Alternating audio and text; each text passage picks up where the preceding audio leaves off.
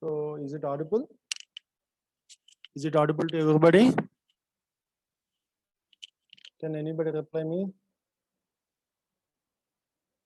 Give a message to me.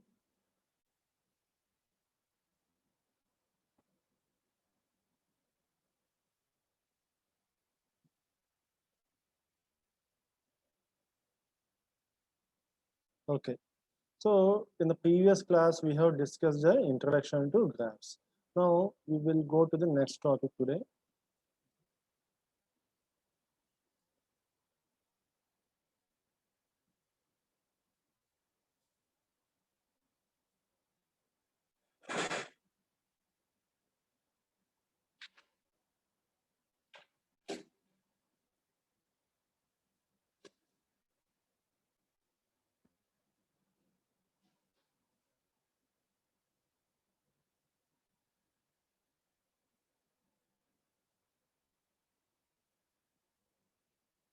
So once I will revise what we have discussed earlier yesterday, because this data structure and graph is one of the important topic that we have to cover, and it is a new topic. So for a few minutes, I will talk about that one, and we will go to the next topic then. Okay.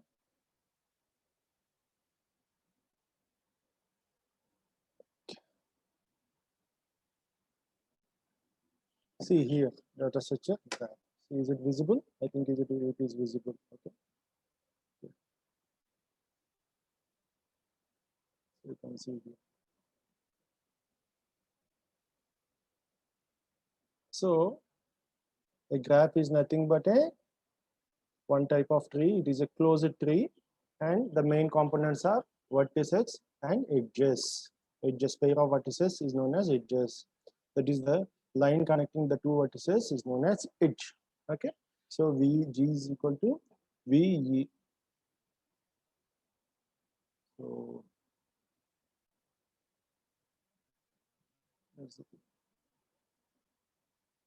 we have discussed an example. We have taken a graph and how an edge will be represented and how a vertex will be represented. We have seen vertex is equal 0, 1, 2, 3, 4.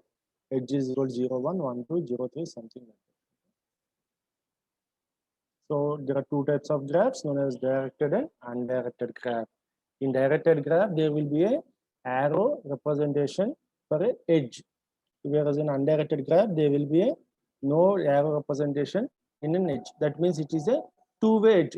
So between the two vertices, I can move anywhere from U to V or V to U. I can move. Whereas in a what we call directed edge, I can move from U to V only. I can't move from V to U in your example. In this example, in the present example, I can move only one side. In any directed edge or directed graph, I can move only one side. That is represented by the arrow. So you can see.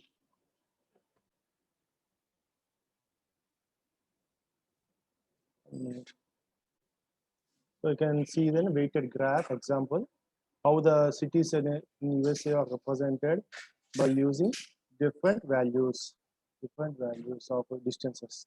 So 781, 1300. This is that number tells the weight of the edge or the distance between any two cities. So you can also see here example of directed edge and undirected graph. So graph terminology. So in graph terminology, what are the main things, main parts we have to understand? Adjacent nodes. Adjacent node means the node which is just behind the given node or the given vertex, just behind. That is, in one edge I should move to next vertex. From one vertex to another vertex, I can move in through 3-4 paths. That is through 3 or 4 vertices by using 3 to 4 wedges. From one vertex to another vertex, I can move by using 3 to 4 edges, but it does not come under adjacent node. Adjacent node means only in one edge. In one edge, I should move to the next node. So you can see the example here: 5 to 7. 5 is an adjacent to 7. 7 is adjacent from 5. Okay, so you can see. So in next, just next node is known as adjacent node. Okay, you can see that. So path is what is the difference? What is the definition of path? A sequence of vertices that connect two nodes in a graph. So sequence of vertices means what? There may be number of edges involved in that. For example, you can see. So from 1 to 7, if I want to go, I can go from 1 to 4, 4 to 6, 6 to 7. 3 edges I have to go. In 3 edges I have to move. If 3 edges I have to move, then it is known as 3 edges. If I can move, then it is known as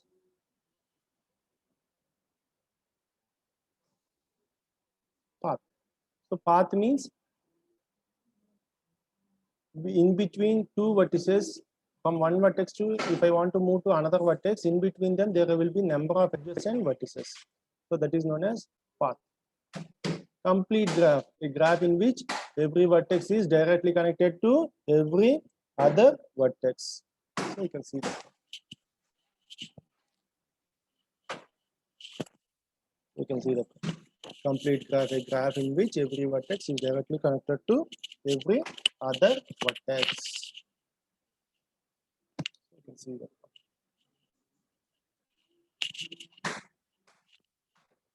So you can see that. The cycle is a path with the same start and end vertex. The cycle is a simple path with the same start and end vertex. So the degree of the vertex is nothing but the number of edges incident on vertex I. The cycle is a simple path with the same start and vertex. So that is the thing.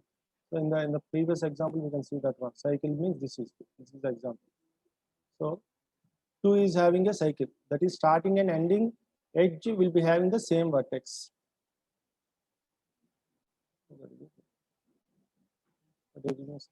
The degree of vertex I is the number of edges incident on vertex I. So how many edges are connected to a node is known as degree of degree.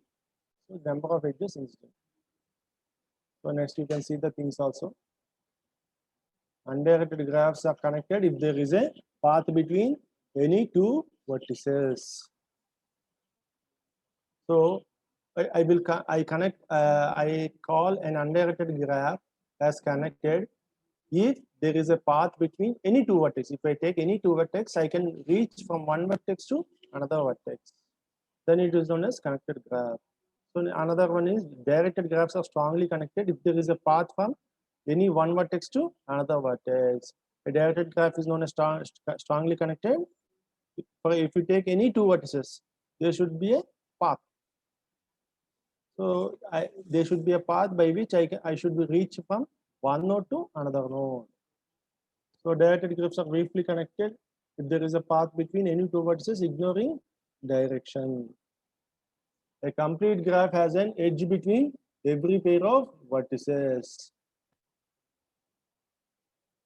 A complete graph has an edge between every pair of vertices. That's the loop, edge that connects a vertex to itself.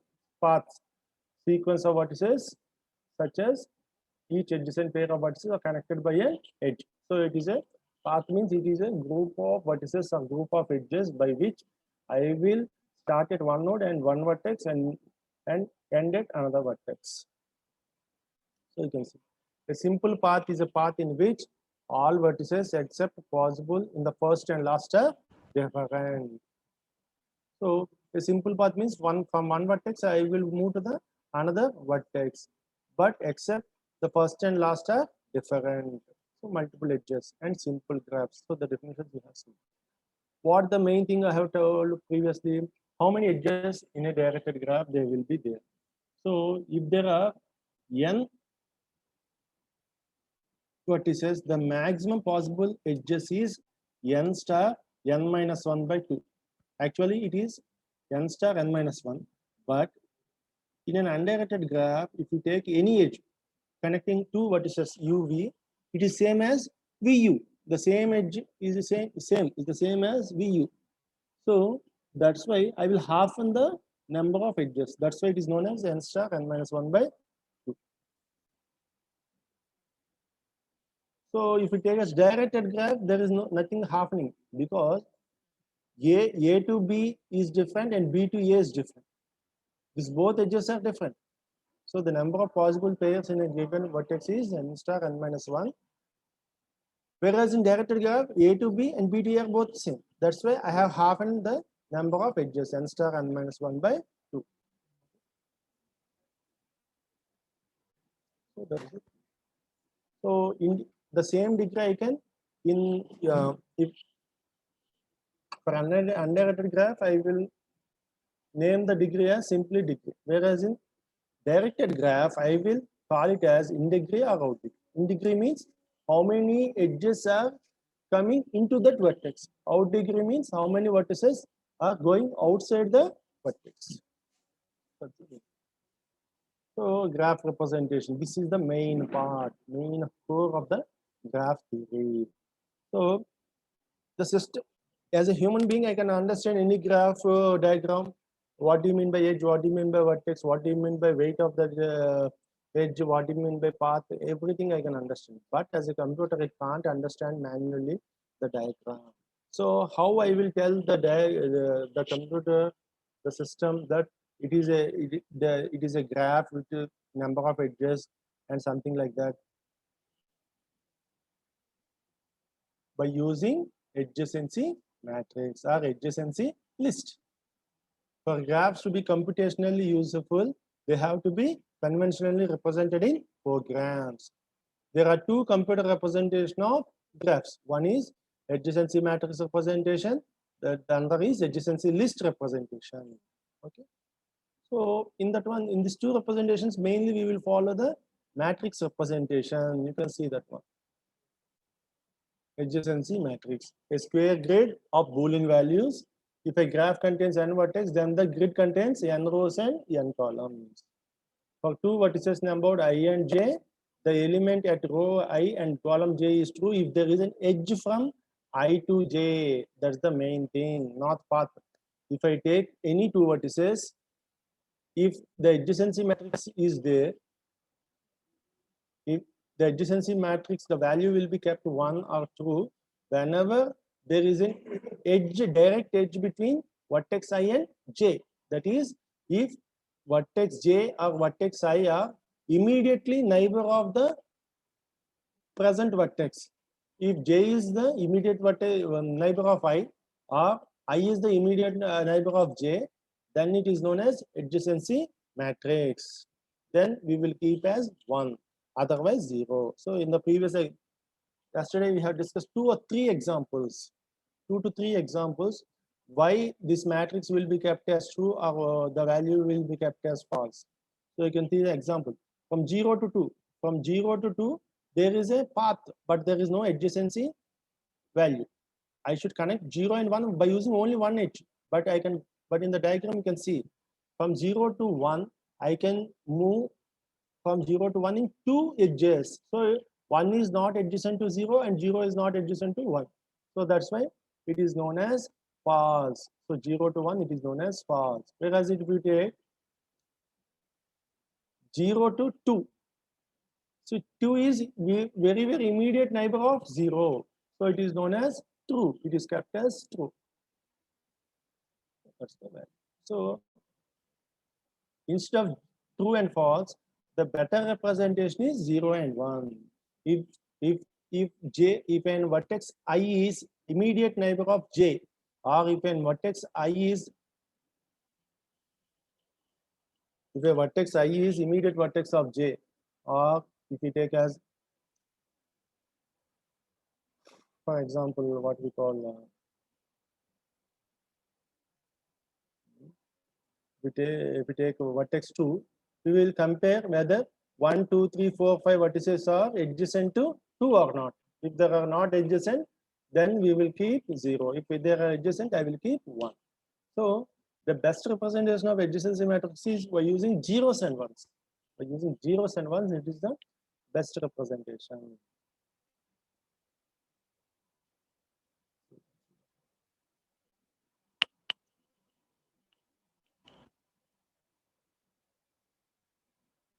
So this is the representation, adjacency list. So how I will represent by adjacency list? By using arrays or linked list. If you take an array, this is the represent. Edge of 1, adj of 1 is equal to 2 comma 3. That means 2 3 are vertices are adjacent to vertex 1. In the same way, 3 is adjacent to 2. For 3 there is no adjacency vertex, because all are incoming edges only. You can see in the diagram 2 1 4. So you can see adjacency list. So adjacency list both by using arrays and by using linked list I can represent. Okay, so you can see this is the linked list representation. Previously it is array representation, and you can see the adjacency graph also here. Adjacency graph. Best example of adjacency graph.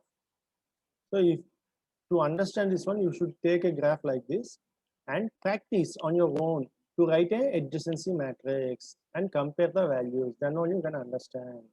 So if here any cell is 1 if the vertices of that row and column are adjacent. If there are 0 if there are not adjacent. So you can see P and R is equal to 1 because P and R are adjacent here. So from P to R I can go. That's why 1 is there. Again PW. Here also you can see 1 is there. Okay. So another form is linked list. This is the form of a linked list.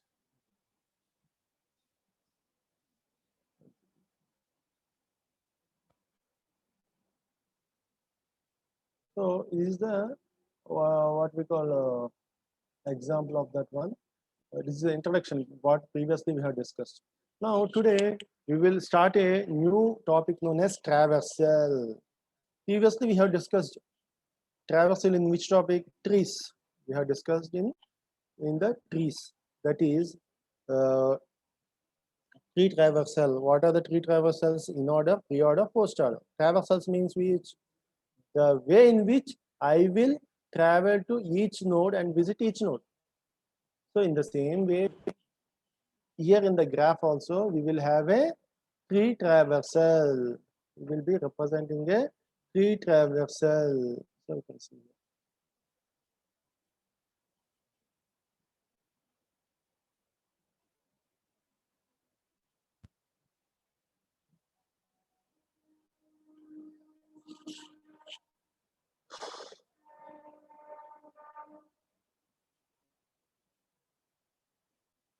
We can represent a tree traversal. What is the tree traversal? You will see. So there are two types of tree traversals when we consider tree traversals when we discuss in graphs.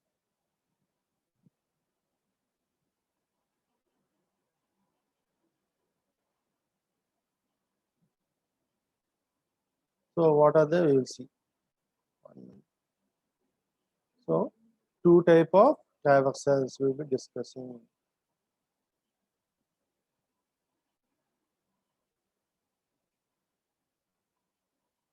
Two type of traversals we will be discussing. So one type of traversal is known as depth first search. Another type of traversal is known as breadth first search. Okay. You can see. So just as the in-order traversal, pre-order traversal, post-order traversal increase, here DFS and BFS for graph traversal. We will be using the graph traversal.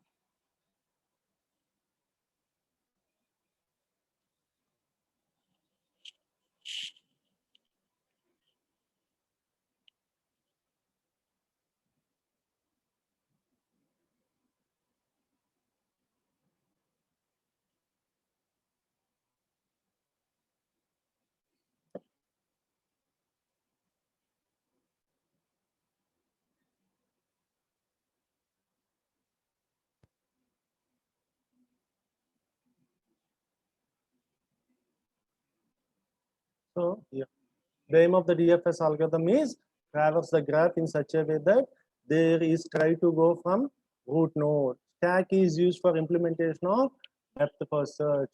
So depth first search and breadth first search, two algorithms we will be using for traversing a graph data structures. Traversing means what? Visiting all the nodes. In any way I can visit, but there are mainly two good ways to visit the nodes in a graph. They are known as traversing, depth first search and breadth first search.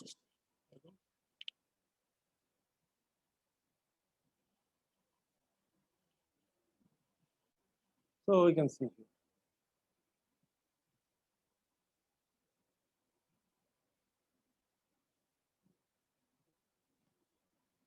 So A, B, C, D, E, F. So undirected graph.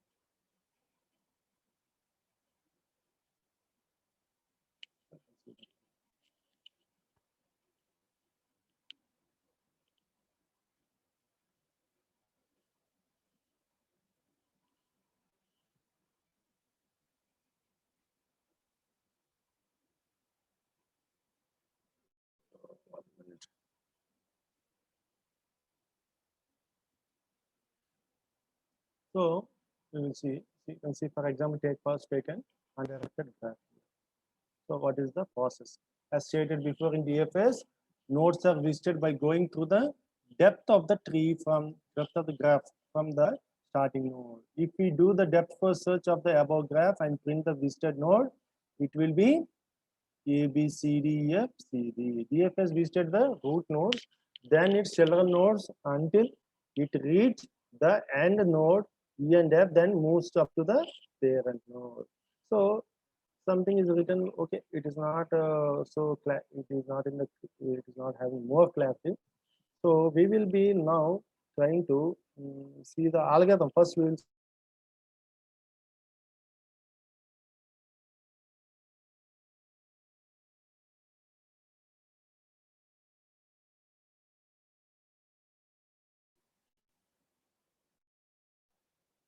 next pick the node of the stack.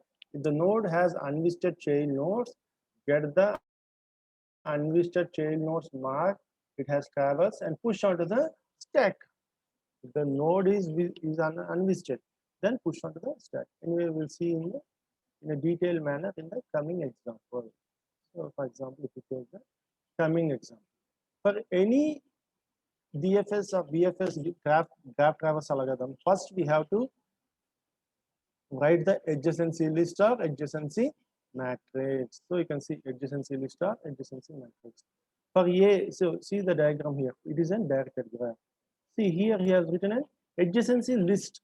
Previously we have discussed more on adjacency matrix. Both are same. But first you have to write anything adjacency list of adjacency matrix. Then only you have to start BFS or BFS. So take vertex A. So what are the adjacent adjacent vertices to it? F and G. F and G. See, B and C are not adjacent because there is no direction outwards. A to B, there is no direction. B to A, it is there. A to C, there is no direction. C to A, it is there. So that's why BA, vertex B and C are not the vertices of adjacent vertices of A. Okay. So that is it. Next, take the vertex B. What are adjacent? A and I. A and H. For B, A and H no. But here's the right and wrong. A and I, not H.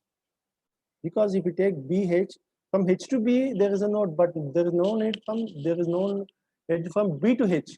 So it is representation is wrong. So it was written wrong. Okay, understanding purpose.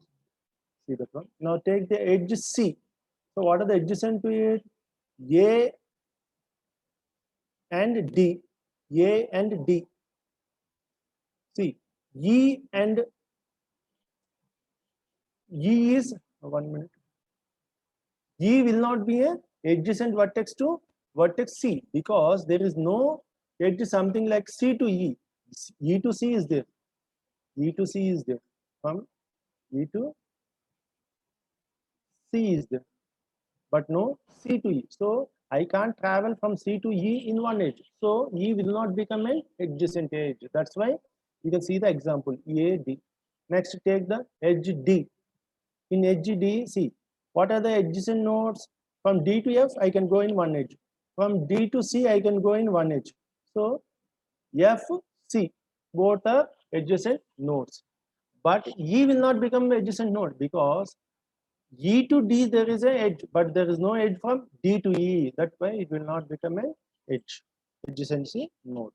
So at the same way, take E. Where is E? Yes, E. Vertex V. From vertex V, I can go to D, I can go to C, I can go to Z. But I can't go to F because there is no pointing edge from E to F. From F to E is there. So C, D, G. Next. From node F. So there are two incoming nodes, D and A. D and A. But no, see, from if you take in edge F, only from F I can reach E. I can't reach D and I can't reach A because there are these two nodes are incoming nodes.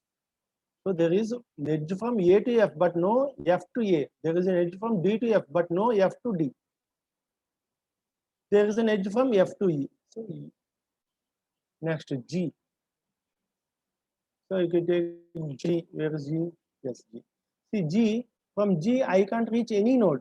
All there are two edges connecting to G. Both are incoming. From A to G, from E to G are there. There is nothing like G to A and G to E. So it is known as null. Next H. If we take as H, from H to B, I can go, but not H to I. So that's why B is neighboring to H. Next, if you take H, I, if you take I, from I to H I can go, but B to I can't go. From I to B I can go. I can go from B to I. So B is not adjacent to I, but I is adjacent to B because from B to I can move in one step, that is in one edge. But I can't move from I to B. There is no directed edge. So B will not be a neighbor for I, but I will be a neighbor for B. So you can see the only vertex is H. The only vertex is H. You can see that. So this is the directed depth first search. So here you can see first. So first take the root node edge A, which is the adjacent vertex of A. Only two adjacents, F and G. B and C are not adjacent. So F and G both I will push onto the stack. Next. C take F and G I will push on the stack. Next. Next in F and G I will take F. So what are the adjacent nodes of F? E is only adjacent. So I will push onto the stack. Next. What are the adjacent nodes of E? Because on the top of the stack only E is there. So take E. What are the adjacent to E? D, C, G. D, C, G.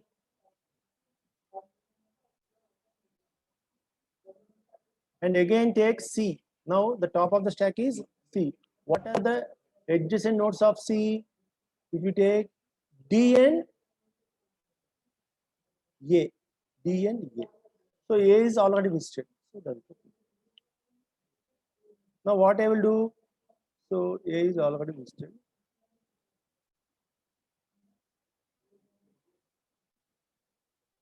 So next, so since A is already visited, pop from the stack and now go to node D, which is on the top of the stack. From D I can move to C and F. So C and F. C and F already visited. So I will not add to the stack. Because how I will know they are added to the stack? Because they are already on the top of the stack.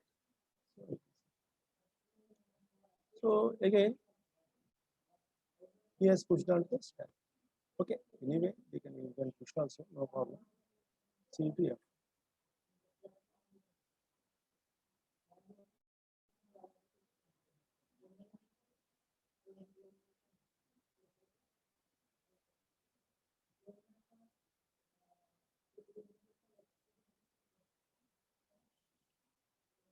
Okay, 1 minute.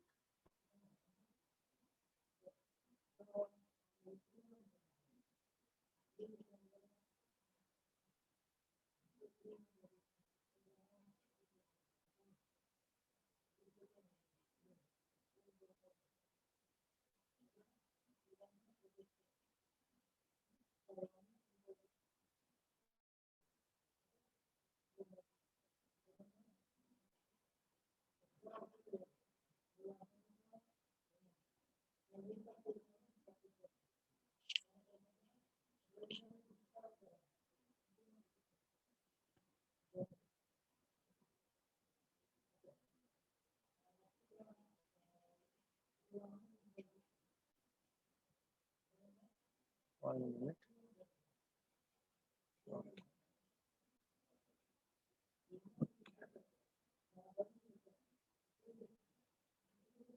See the example. 1 minute. It is small confusion. That's why it is small confusion. See, first, which node I have first visited A, and what are the adjacent nodes of A? F and G. So F and G I push down to the stack. So the adjacent node of F, is E. So I push down to the stack. I push down to the stack. F. So F E. So for F only adjacent is E. So I push down to the stack. So for E, what are the adjacent? C, D, G. So I push down to the stack. C, D, G. So here you can see from first I visited A, next F, next E, next C. I didn't visit D and G. So next I visited from C to A, already visited. So I went to C to D. From D to C I went. D to C already visited. So I will go from D to F.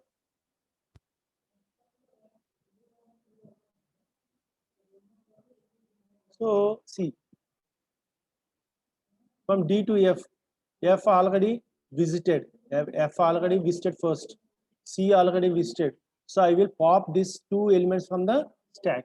So what I will do, DFS of D means all the adjacent nodes of D, I will pop them. So next one is which is there, C is there. In C, A is already visited, D is not visited. So I will go for D. So again D. So C and D are both visited. Next, you can see. So previously we have gone from D to C and C to A and C to D, but we have not gone from C to D. Now, since A and D are both visited and are popped from the stack, I will next visiting D. So you can see the example. D. Since from what are the adjacent to D? Only C and F both are visited. So what I will do, I will go for E and G. So again, what are the adjacent to G? No adjacents. So I will pop both C, D and G. Next, what will happen? What will be there? So G I will be taking. Next step is only FE will be there. So next what will be there? FE. What are the adjacent? Already we visited the adjacent nodes of E. So I will pop that also. Only AF is there and AG is there. Now previously I went through AF, not I visited AG. So now I will go for AG. So what are the outer node? What are the adjacent nodes of G? A, F, G. So this is the reachable nodes A, C, D, E, F, G. So see how I got them. A, C.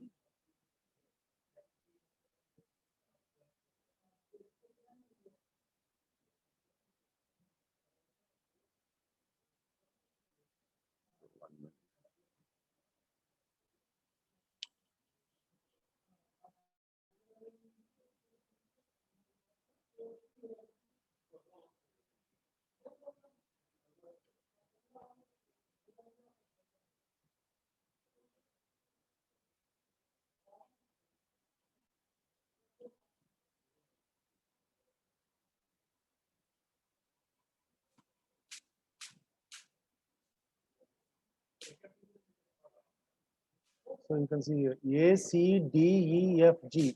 So these nodes, how they came? By popping the nodes from the stack. The which nodes I have popped from the things that nodes are nothing but the nodes on the stack are nothing but the depth first search here. So you can see that. 1 minute. A, C, D now.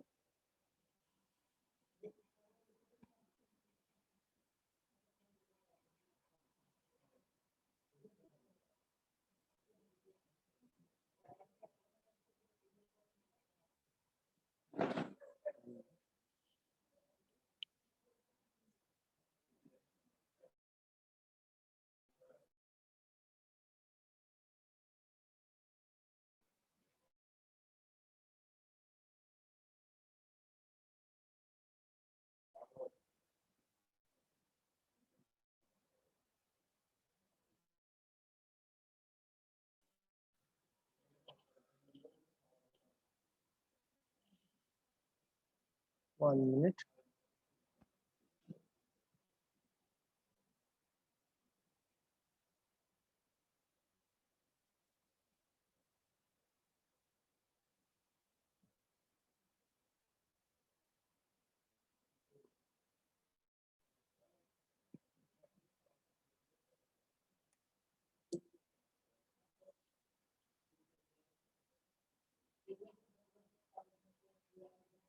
You can see A, C, D. From D you can see D to C, D to D.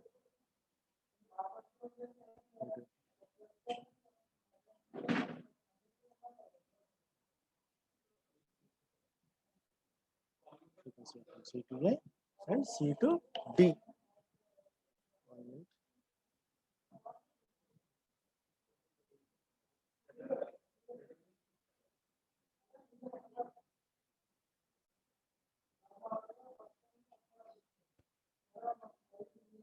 So you can see here.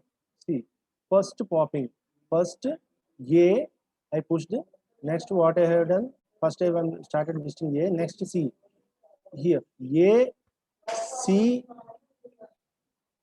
and D. So this part I am popping. That's why it is known as first. In which way I am visiting A. Where is A, C, D? So A, C, D. How I got that one? So you can see that. First, the top of the stack is A, C, C. From C, it is D. From D, it is again C. So I popped this point. So I got A, C, D. Okay. Next, I popped all these things. I will be getting E. Next, I will be getting G. Okay. In this way, I will be getting the visiting of nodes.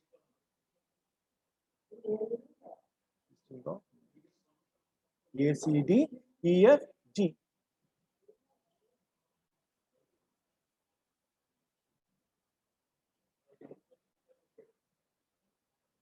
A, C, D, See here.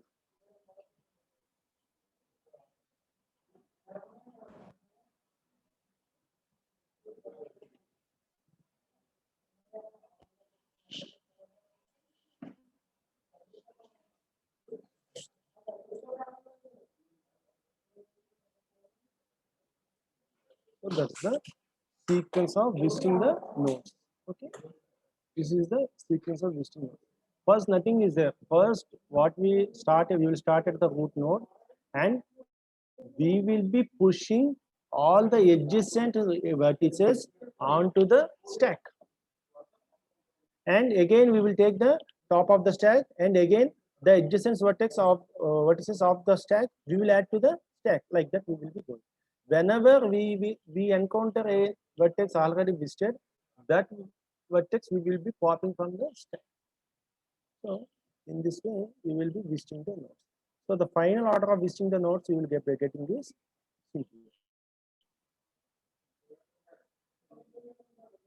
A, C, D, E, F, G. So you have to practice by using a small example, then you can understand.